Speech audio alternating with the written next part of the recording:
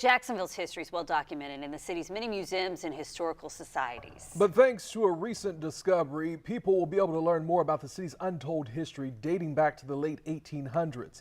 Andrew Badillo is on your side tonight. And Andrew, this discovery was made at City Hall. Anthony, Heather, in one of the few basements in Jacksonville, City Council President Ron Salem was told about a closet in City Hall. And when he learned what was inside, he immediately wrote legislation to allocate more than $100,000 to save it. Below City Hall is a closet lined with books. Back here, In the back, this is 1888. are I'm just hesitant to, the oldest. I don't want to mess these up. These are City Council minutes from 1888.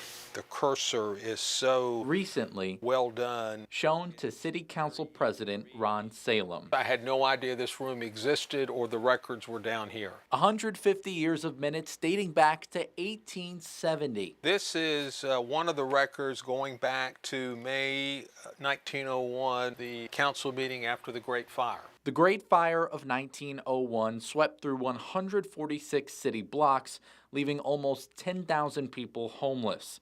It was the most destructive event in Jacksonville's history. There was debate here to construct some temporary buildings right after the Great Fire. Salem allocated $125,000 city dollars to digitize the records immediately. You've got water pipes running up here. We're one accident away from having a tragedy of losing a lot of these records. To learn the story of how these books were saved, you have to open another book, The Great Fire of 1901, by Bill Foley We're getting there. and Wayne Wood, We collected all the stories of people who had been in the fire. including the story of John Alsop and Henry Bethune Phillips, who raced to the city courthouse as the fire spread to shove county records into a bank vault. They raced against fire and time. The two returned the next day. The city turned to ash, but the vault intact. A locksmith was able to pick the lock.